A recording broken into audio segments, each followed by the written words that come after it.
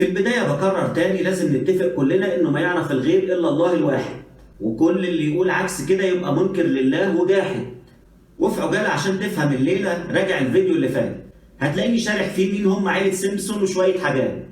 وفي فيديو النهاردة هنشوف مع بعض أجزاء جديدة من التوقعات. هنشوف مع بعض عيلة سيمبسون متوقعة لسنة 22 إيه.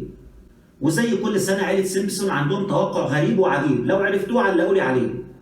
بس خلينا نكون صراحة مع بعض إن توقعاتهم مرعبة ومجنونة. يعني لما تشوف كرتون عن أحداث وتيجي تلاقيها حقيقة وكأنها بالجان مسكونة، أو تتفرج على حلقة رعب وتلاقيها حقيقي بس كانت على جنب مركونة، بتقول في نفسك دي أكيد مخططات متخطط لها رهيبة وملعونة. والسؤال هنا، هل فعلا دي حاجات وتخطيطات جاهزة من منظمات بعينها؟ ودي وقائع حقيقية هتحصل ومش تنبؤات ولا توقعات زي ما احنا عارفينها؟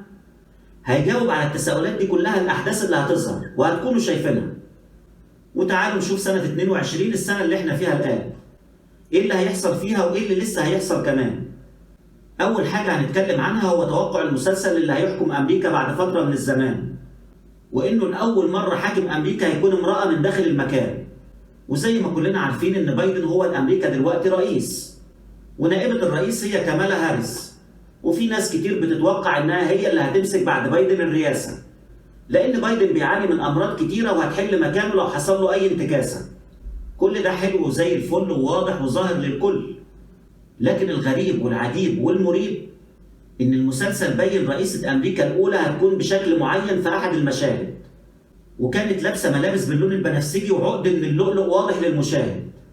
وفي مرة ظهرت هاريس وكانت لابسة نفس اللبس بالظبط، وده جعل بين تولي هاريس للرئاسة وبين المشهد ربط. لكن اللي مش معلوم هل هيكون في 22 ولا سنة قبلها قريبة.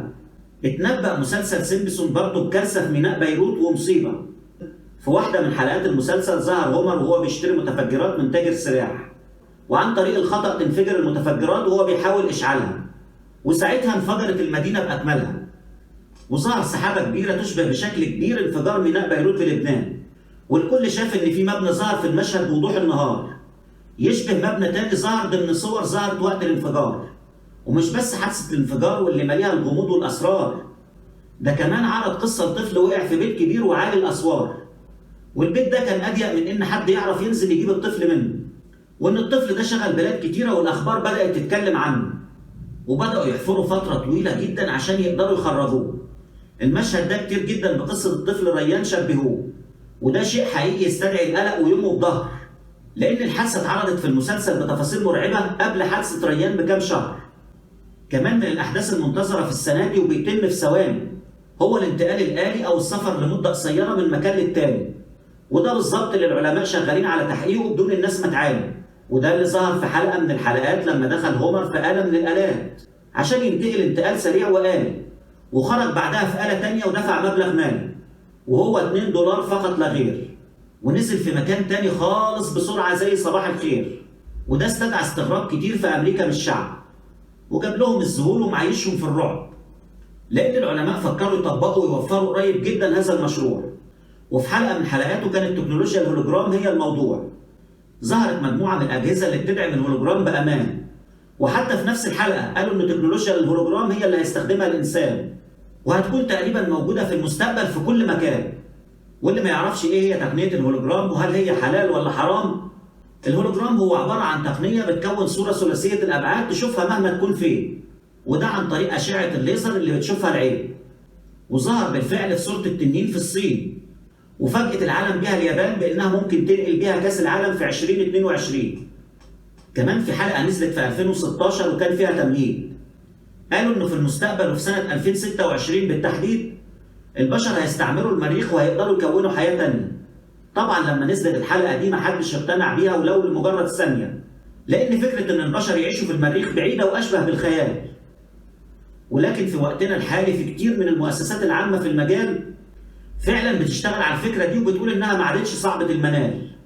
ومن أهمهم كان ايلون ماسك اللي صرح أكتر من مرة إنه هيكون سنة 2026 أول مستعمرة في المريخ وفي نفس المجرة، يعني نفس الكلام اللي قالوه في الحلقة بالظبط. فهل يا ترى ده بينه وبين الصدفة البحتة ربط؟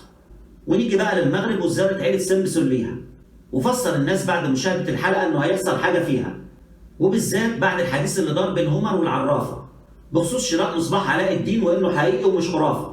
ويفضل الشيء الواضح والاهم في الحلقه واللي اتصور بجداره هو ساعه توقيف رجال الامن الغمر عشان يفتشوه وهو طالع الطياره. وده عمل جدل وتساؤلات وعلامات استفهام للمسلسل بين المشاهدين والمتابعين. ونرجع تاني للي حصل سنه 22 اعزائي المشاهدين. السفر عبر الزمن وكله ليه تمن. في احد الحلقات اتعرض ولأول مره ازاي اكتشف هومر آلة السفر عبر الزمن داخل المجره. وبينوا ان هومر سافر عبر الزمن للاكتشاف، وانه خلال سفره ده سيارات طايره شاف. والعجيب في الامر واللي الناس فعلا منه تخاف ان السيارات الطايره دي مشروع ظهر السنه دي، والحلقه دي تم عرضها قبل فتره طويله.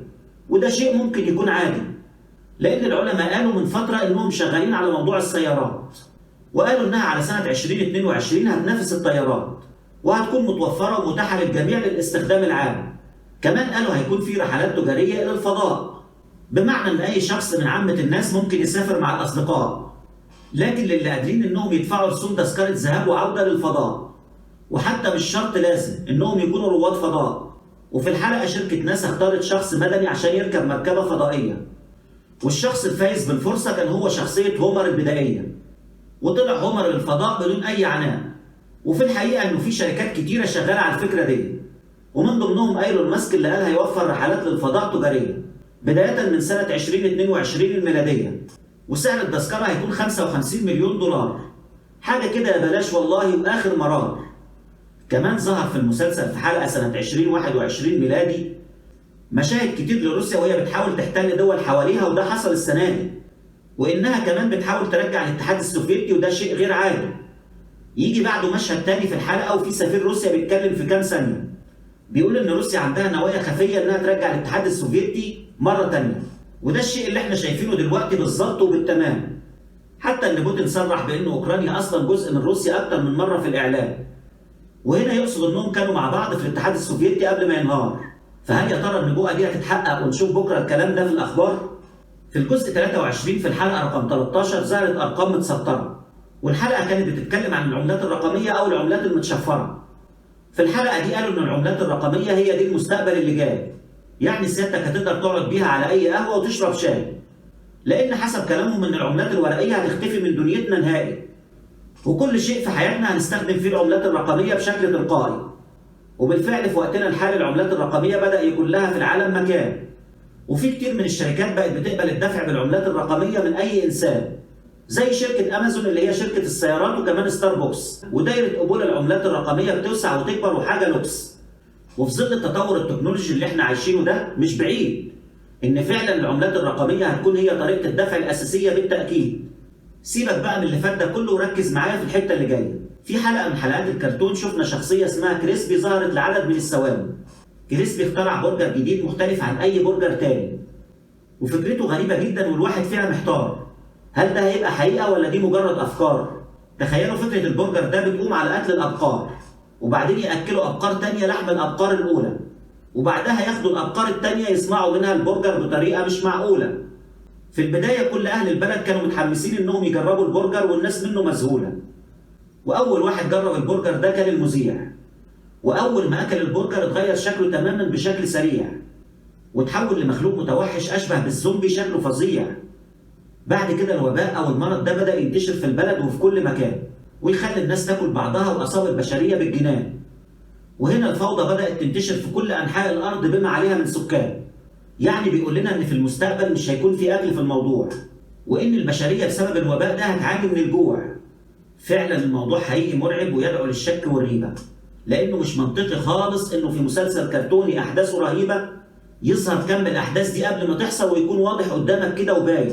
يعني مش منطقي ابدا اننا نشوف حادثه بشعه زي موت كوبي براينت في حلقه من المسلسل بطريقه معينه ويحصل الربط بانه بعد 4 سنين يموت بنفس الطريقه بالظبط. ومش طبيعي ان كرتون يتوقع ان حرب عالميه ثالثه هتقوم يقوم الاحداث دي تحصل في الواقع بالظبط وبنفس التفاصيل في العموم. اكيد ده شيء مش طبيعي، خصوصا في ظل تسارع الاحداث بهذه الوتيره. الاغلب اجتمع ان اكيد العالم كله تحت مؤامره ماسونيه كبيره. وخلينا نمشي مع بعض ونفترض بوجود الماسونيه ونسال سؤال: لو حتى الماسونيه فعلا قادره تمتلك الكره الارضيه بالتخطيط وبالمال، تفتكروا ليه بيعرضوا جزء من خططهم المستقبليه ويشغلوا للناس البال؟ طيب هم عاوزين يوصلوا لايه؟ وايه الهدف من ده كله وقف الحال؟ خلينا نقول على سبيل الفرض انهم عاوزين يحكموا الارض. هل تفتكروا انهم لسه ما تمكنوش من اهل الارض في الواقع وفي الحقيقه؟